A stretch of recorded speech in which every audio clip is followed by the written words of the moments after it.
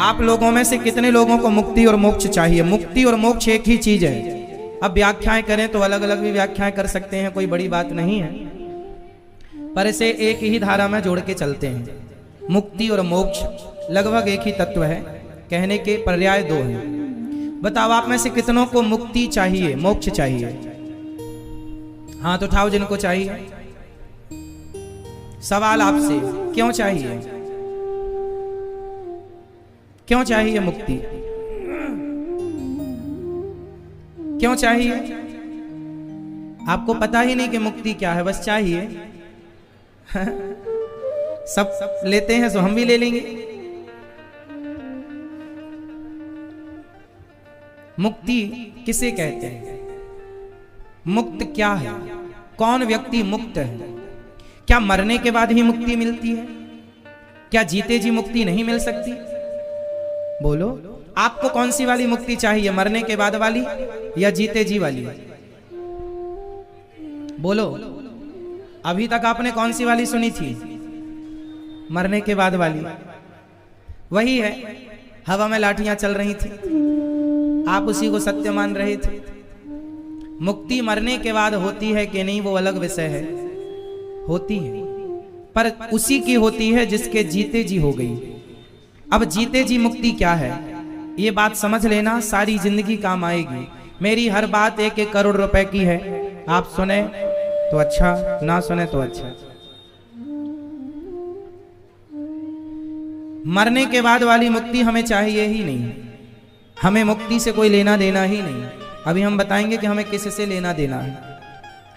अब समझते हैं जीते जी मुक्ति किसे कहते हैं। आप बहुत ध्यान से समझिएगा, हम शाम को पूछेंगे आपसे, और जितने लोग सुन रहे हैं शाम को रिवीजन कराने आऊंगा मैं आपके पास, आपके सबके कमरों में। जिनके पास नहीं आ पाया तो सपने में आऊंगा रिवीजन कराने के लिए। आज क्या सुना आपने, चलो सुना फटाफट। हमें जीते जी मुक्ति चाहिए, और जीते जी मुक्ति किसे कहते हैं? जिस व्यक्ति का मन, मुक्ति किससे? मुक्ति का हेड क्वार्टर, मुक्ति का मुखिया कौन है? मुक्ति का अधिकारी कौन है? मन। मन मन जिस व्यक्ति का मन सबसे हट गया, जिस व्यक्ति के मन से सारी इच्छाएं मिट गईं, जिसने अपनी सारी इच्छाएं मिटा दी, इच्छाएं खत्म, शून्य। अब जिसके अंदर कोई इच्छा ही नहीं है, फॉर एग्जाम्पल समझने की, इमेजिन करो कि आपके अंदर कोई इच्छा ही नहीं। एक इमेजिन कीजिए, कल्पना कीजिए, एक दृश्य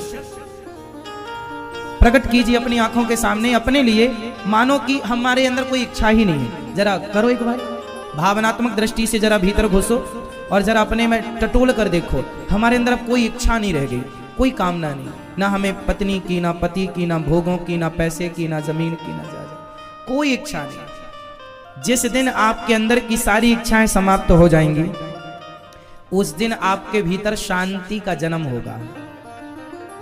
किसका जन्म होगा? जोर से, आनंद का। शांति मीन्स आनंद। जब आप निष्काम हो जाएंगे, कोई कामना नहीं, निष्काम।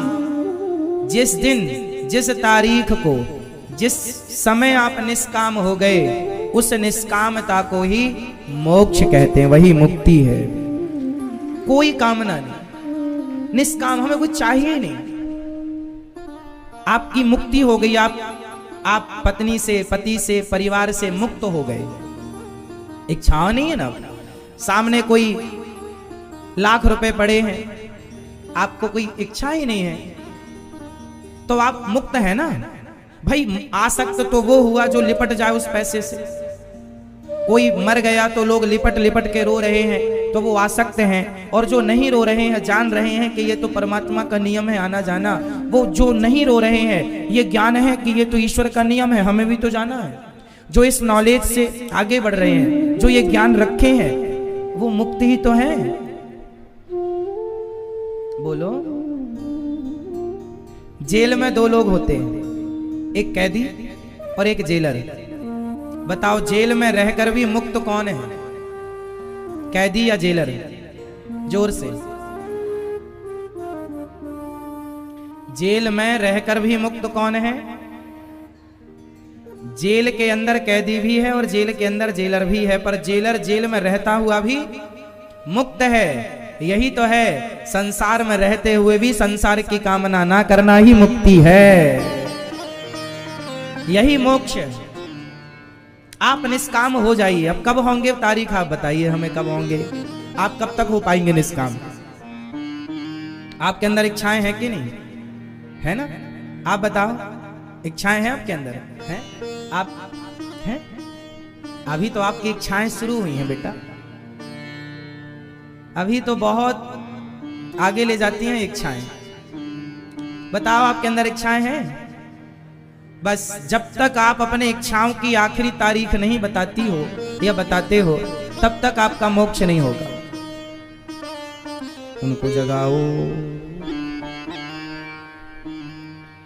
जिस दिन आप अपने इच्छाओं की अंतिम तारीख बता देंगे, उस दिन मैं आपका मोक्ष बता दूंगा। इसलिए अच्छा एक बात बताओ, सिंपल कॉमन सेंस है ये, समझने की बात है। हम बहुत इच्छाएं भी रखें और रखते ही हैं, बताओ इन इच्छाओं से हमारा लाभ क्या है? हमें गाड़ी मिले, हमें बंगला मिले, हमें ये मिले, हमें वो मिले, क्या करोगे? एक सामान्य सी बात मैं आपको बताता हूं। हमारे यजमान जी आपसे एक सवाल है, आपके पास पैसा है?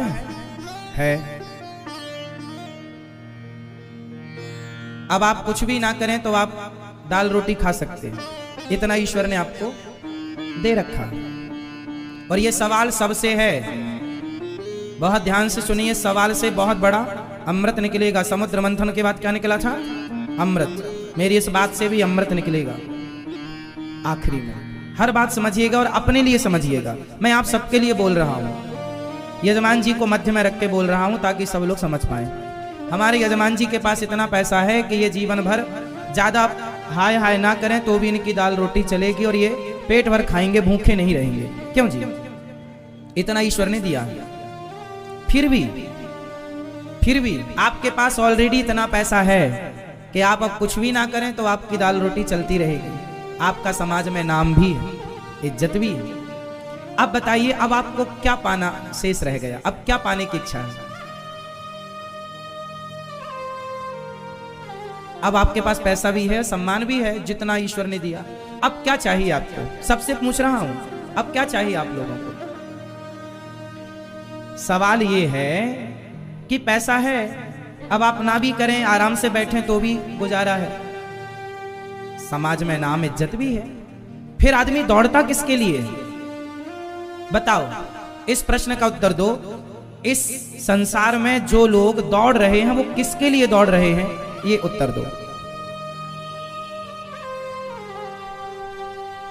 पैसे के लिए नहीं दौड़ रहे हैं, पैसा तो उनके पास ऑलरेडी है। बहुत लोग हमारे देश में ऐसे हैं जो पैसा कमा रहे हैं, पर पैसा पैसे के लिए नहीं कमा रहे हैं। बताओ किसके लिए? सम्मान के लिए।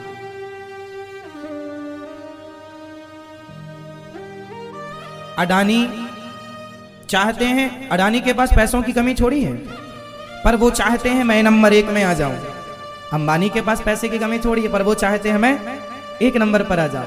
बिल गेट्स के पास पैसे की कमी नहीं है, पर वो चाहते हैं मैं, पैसा इनके पास इतना है कि ये इनको ही नहीं पता, लेकिन 1 नंबर पर आने की जो इच्छाएं हैं, उन इच्छाओं ने इन्हें अमीर होकर भी, उन इच्छाओं ने इन्हें गरीब बना रखा है।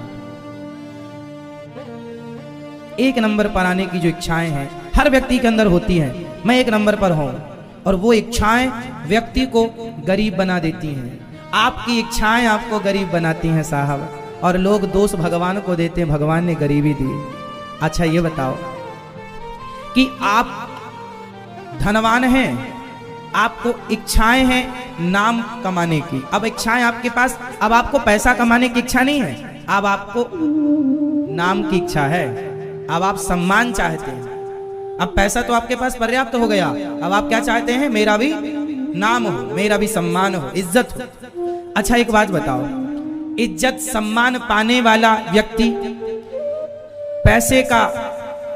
पैसे की इच्छा रखने वाला व्यक्ति, सम्मान की इच्छा रखने वाला व्यक्ति सुखी है, या इन सब की इच्छाओं को कोई समाप्त कर दे तो सुखी होगा?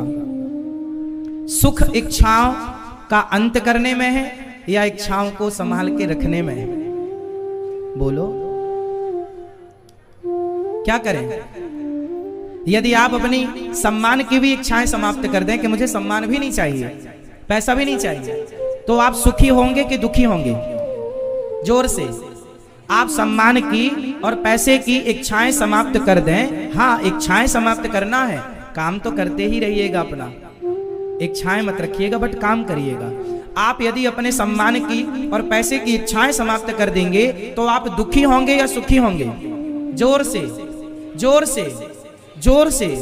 सुखी होने का मूल मंत्र यही है। आपकी इच्छाएं जब तक समाप्त नहीं होंगी आप सुखी नहीं हो सकते। आपके सुखी होने में और आपके दुखी होने में आप ही जिम्मेदार हैं, आप ही कारण हैं। एक नंबर पर आने की जो इच्छाएं हैं वो आपको सारी जिंदगी परेशान करती। आप जहां हैं आप वहां सुखी नहीं। क्यों नहीं? क्योंकि आपकी इच्छाएं वहां से आपको आगे ले जाना चाहती हैं, और इच्छाएं ये कभी मिटने वाली नहीं। इच्छाएं समुद्र की लहर की तरह होती हैं। इच्छाएं समुद्र की, जैसे समुद्र में एक लहर उठती है, उसके समाप्त होते ही दूसरी आ जाती है, दूसरी के समाप्त होते ही करोड़ों जन्मों से समुद्र में लहर जस की तस उठ रही हैं, समाप्त ना हुई। ऐसे हमारा जितनी बार जन्म हुआ इस धरती पर, करोड़ों बार जन्म हो चुका, हम भी करोड़ों बार जन्म लेकर इन इच्छाओं का अंत ना कर पाए। यदि आज समझ आ गई है तो आज अंत कर दीजिए अपनी इच्छाओं का, वरना ये इच्छाएं आपका अंत कर देंगी। इसलिए मरने के पहले अपनी इच्छाओं को मारने वाला व्यक्ति श्रेष्ठ होता है। मौत हमें मारेगी, मौत हमें एक दिन मारेगी, पर मौत के हाथों हम मर जाएं ये तो मरना ही पड़ेगा, पर मरने के पहले हम अपनी इच्छाओं को मार दें। जो अपनी इच्छाओं को मार देता है ना, वो मीरा रैदास रस खान हो जाता है, और जो इच्छाओं को नहीं मारता वो रावण हो जाता है। रावण इच्छाओं को ना मार पाया तो गली गली पुतले जल रहे हैं, उसकी इच्छाएं थी ना, ये भी पालूं, ये भी पालूं, खुद की पत्नी छोड़ छोड़ दूसरों की पत्नियां चुराता था। इच्छाएं ही तो थी, हाँ या ना? इन इच्छाओं का अंत रावण कर पाया? बताओ, रावण ज्यादा ज्ञानी था कि आप लोग ज्यादा ज्ञानी हैं? रावण ज्यादा ज्ञानी था कि आप लोग? रावण ज्यादा ज्ञानी था। रावण जैसा ज्ञानी अपनी इच्छाओं को समाप्त ना कर पाया तो आप ज्ञान के बल से कर पाएंगे नहीं। हमारी इच्छाएं हम समाप्त नहीं करेंगे। जैसे गाय बछड़े को चाटकर गाय बछड़े को साफ करती है, बछड़ा स्वयं खुद को साफ नहीं कर सकता, उसी प्रकार आप अपने आप को भगवान के चरणों में समर्पित कर दो। हे प्रभु, आप ही हमारी इच्छाएं मिटाएंगे तो मिटेगी, वरना मुझ में कोई योग्यता, कोई बल नहीं है। इसलिए भगवान से प्रार्थना करो कि हे प्रभु, आप अपनी कृपा दृष्टि से मुझ पर कृपा डालिए और मुझ पर कृपा करके मेरे सारे विषय विकारों को आप दूर कीजिए, मेरी इच्छाओं का आप हरण कीजिए और मुझे प्रभु निष्काम बनाइए। हम लोग आरती में गाया करते हैं, हे प्रभु विषय विकार मिटाओ, पाप हरो देवा, स्वामी कष्ट हरो देवा, श्रद्धा भक्ति बढ़ाओ, श्रद्धा प्रेम बढ़ाओ, संतन की सेवा। ओम जय जगदीश हरे। तो हमें निष्काम कौन बनाएगा? हम अपने आप को बना पाएंगे? नहीं। प्रभु से कहो, हे प्रभु आप हमें निष्काम कीजिए। हे नाथ, मैं आपको कभी बोलो बोलो, हे श्रीमन नारायण, मैं आपको कभी भूलूं नहीं। हे जगन्नाथ जी, आप जगन्नाथ जी गई कभी? दर्शन हुआ? आपने जगन्नाथ जी का दर्शन किया? तब बोलो, हे जगन्नाथ जी, मैं आपको कभी भूलूं नहीं। हे जगन्नाथ जी, मैं आपको कभी भूलूं नहीं। भगवान ही कृपा करेंगे। और हमें देखो अपने अंदर ना, जब आप निष्काम हो जाएंगे ना, क्या हो जाएंगे? जोर से, निष्काम हो जाएंगे तो आपके अंदर से मोक्ष की इच्छा भी समाप्त हो जाएगी। जैसे आपने अभी फर्स्ट में क्या कहा, हमें मोक्ष चाहिए, इसलिए हम भागवत सुन रहे हैं। यदि मोक्ष की प्राप्ति के लिए भागवत सुन रहे हैं तो ये भी तो एक इच्छा हो गई। और भगवान से क्या कहना है, प्रभु हमारी इच्छाओं को समाप्त कीजिए। हमें मोक्ष भी नहीं चाहिए, फिर क्या चाहिए? हे प्रभु, अच्छा एक तरफ मोक्ष हो और एक तरफ प्रभु हो, भगवान हो। हे प्रभु, एक तरफ आप खड़े हैं और एक तरफ मोक्ष है, तो क्या पसंद करेंगे आप लोग? बोलो, भगवान से भगवान को मांगो, भगवान से मोक्ष ना मांगो। हे प्रभु, हमें आप चाहिए। अर्थ न धर्म न काम रुचि, गति न चाहो निर्वाण, जन्म जन्म रति राम पद, यह वरदान नया। न अर्थ न धर्म न काम न कुछ नहीं, न नाक पृष्ठम न च पारमेष्ठ्यम, न सार्वभौमं न रसाधिपत्यम, न योग सिद्धिर पुनर्भवं वा समंजसत्वा विरहैयकांक्षे। हमें ना कुछ ना चाहिए, ना हमें स्वर्गलोक, ना वैकुंठ, ना ब्रह्मलोक, ना कुछ ना। हमें तो आपका प्रेम चाहिए। आपके प्रेम में गोविंद मेरी आंखों से झरझर आंसू बरसते रहें, प्रभु की याद में मेरी आंखें रोती रहें, बस ये चाहिए प्रभु से। हे नाथ, आपकी याद में मेरी आंखों से, आपके लिए मेरी आंखों में आंसू बने रहें, आंखों में आंसू ना सूखें बस। वो नदी किस काम की जिसमें पानी ही ना हो? वो आंखें किस काम की जिन आंखों में भगवान को प्राप्त करने के आंसू ही ना हो? इसलिए कन्हैया को पाने के लिए केवल प्रेम के अश्रु चाहिए, और वो आप दे सकें तो उसके बदले फिर जो आप चाहते हैं सब मिलेगा। ठीक है? तो भागवत जी हमें क्या बनाती है? निष्काम। भगवान की भक्ति दो प्रकार की होती है, एक सकाम, एक निष्काम। सकाम मीन्स आपकी इच्छा है कुछ पाने की, और एक होती है निष्काम। कौन सी श्रेष्ठ है आप लोगों के हिसाब से? मैया, ओ मोबाइल वाली मैया, बैठो मेरी माँ, अभी ले लेना फोटो, बैठ जाओ। मैया जा रही हो? ओ मेरी माँ, बैठ जाओ, बैठ जाओ मेरी माँ। सुनो, बताओ, साकार भगवान की कौन सी भक्ति श्रेष्ठ है, सकाम या निष्काम? सकाम मतलब आपकी कोई इच्छा है भगवान से, वो सकाम होती है, और हमारी भगवान से कोई इच्छा नहीं है पर फिर भी प्रेम है।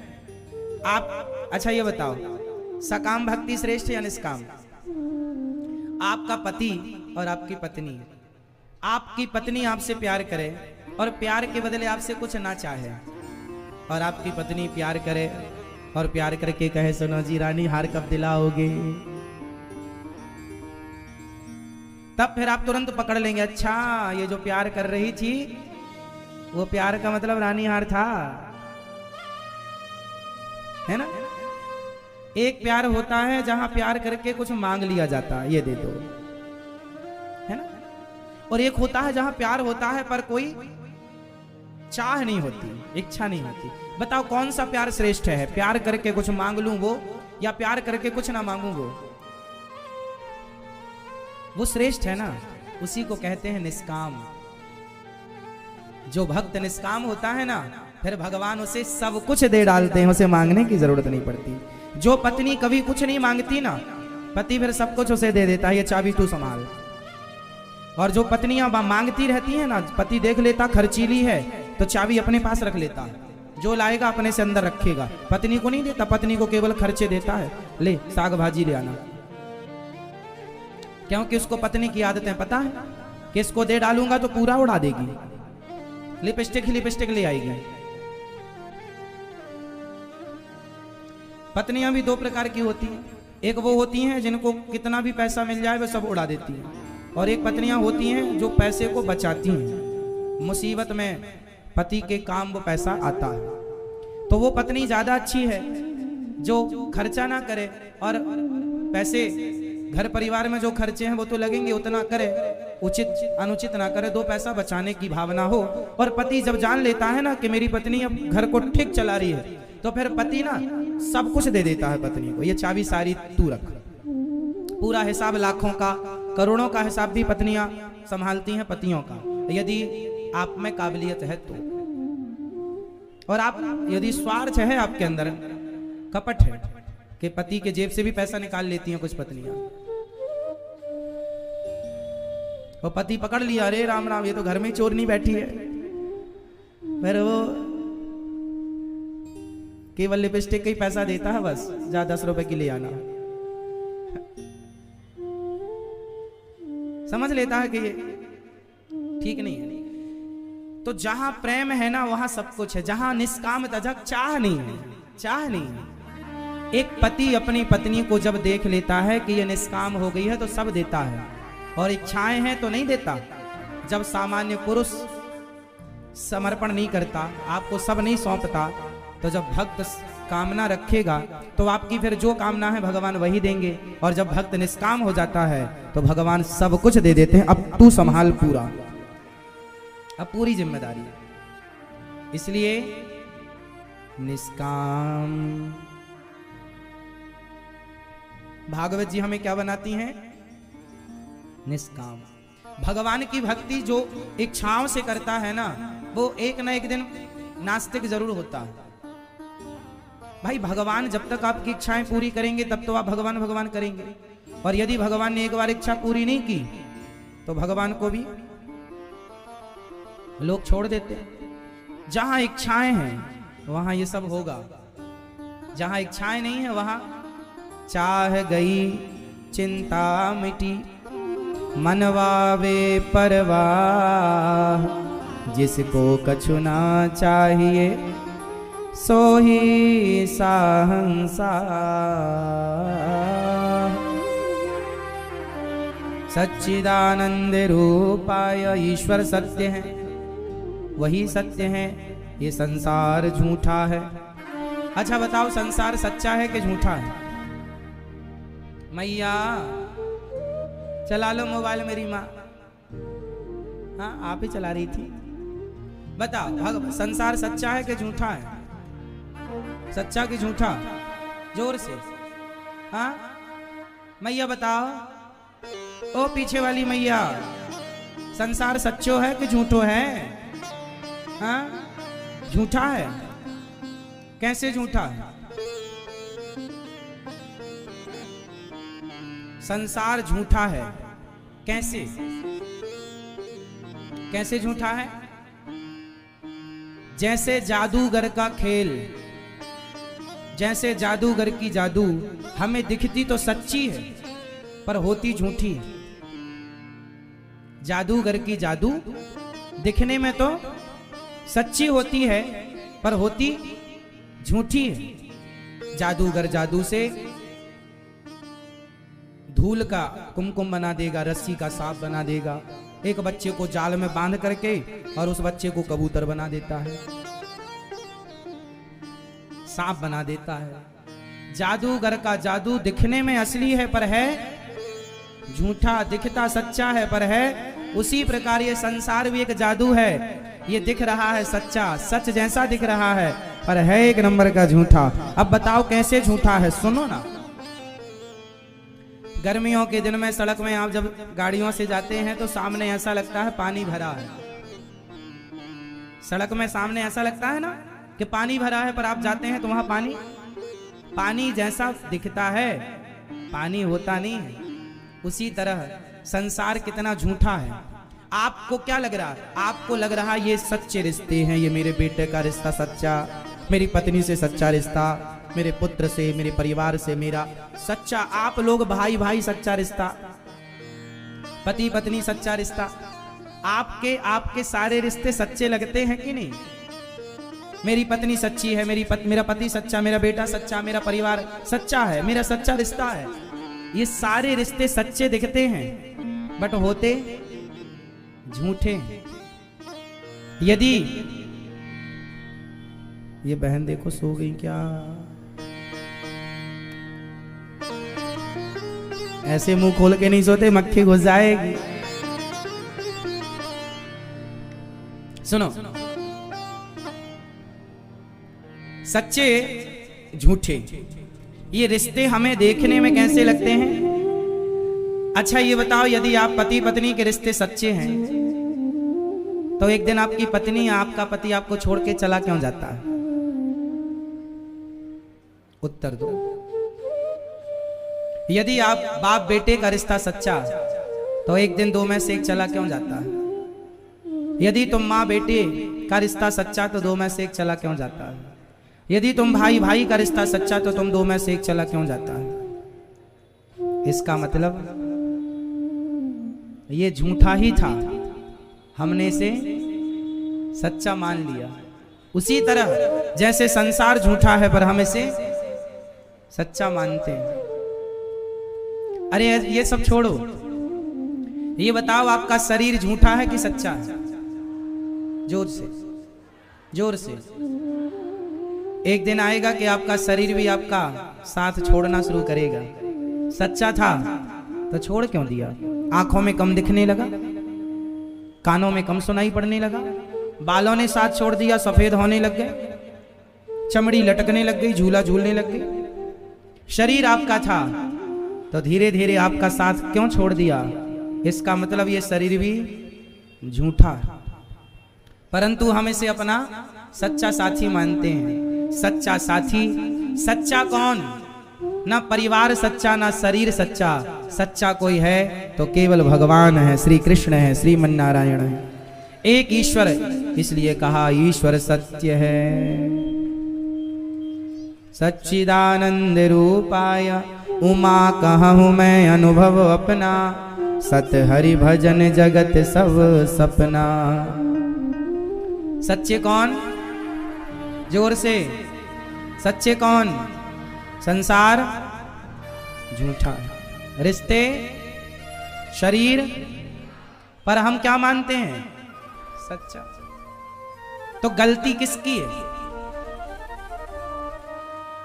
गलती हमारी है और बाद में रोते हे भगवान तुमने हमारे उसको उठा लिया, हे भगवान तुमने हमारे बलाने को उठा लिया, तुमने बड़ा गलत किया। भगवान ने कब कहा था कि तुम दिल लगाओ किसी से? भगवान ने कब कहा था कि तुम अपना मानो किसी को? भगवान ने तो कहा था तुम हमेशा मुझे अपना मानना। गोविंद मेरो है, भगवान को अपना मानने को कहा था, पर आपको ही खुजली हुई, संसार को अपना मान लिया। जो मिलता गया तू भी अपना, तू भी अपना। बाद में पता चला ये तो सब सपने। आंख खुलते ही रात का सपना टूट जाता है और जिस दिन आंखें बंद होंगी ये दिन का सपना भी टूट जाएगा। आंख बंद होते ही ये दिन का और आंख खुलते ही रात का, बस आंख बंद और खुलने की देर है।